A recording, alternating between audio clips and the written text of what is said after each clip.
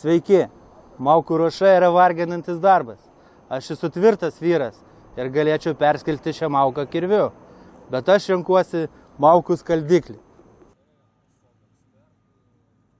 Perskelti kelias kaladės jums užteks ir kirvio, tačiau maukų skaldiklis yra geresnis pasirinkimas, kai ruošiate maukas visam žiemos sezonui. Darbas su juo yra paprastesnis, lengvesnis ir reikalauja žymiai mažiau fizinių pastangų. Skaldiklis dirba labai paprastai. Kaladė dedama tarp stumiklio ir pleišto. Stumiklis stumia kaladę ir kaladė skyla. Šio vokiečių kompanijos Šepach maukos skaldiklio skėlimo galia yra 6 tonos. Maksimalus kaladės ilgis yra 0,5 metro, maksimalus diametras 30 cm. Išskirtinė šios skaldiklio savybė yra ta, kad jisai turi specialų rėmą, kuris pakelia jį iki 60 cm nuo žemės paviršiaus. Dirbti su maukų skaldikliu yra labai paprasta.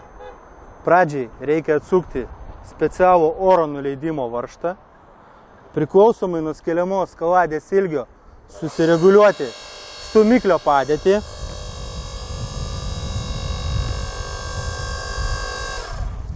Stumiklio padėtis fiksuojama štai šitos rankenėlės pagalba.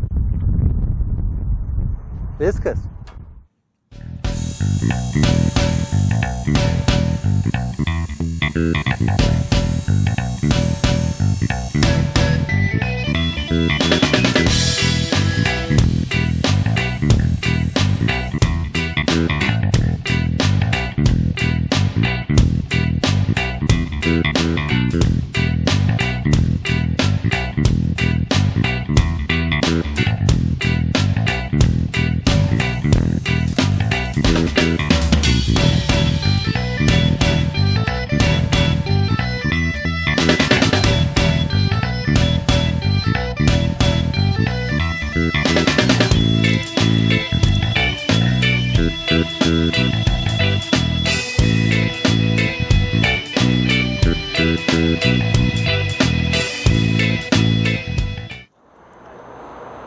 Sėkmės maukų ruošoje. Dirbk lengvai.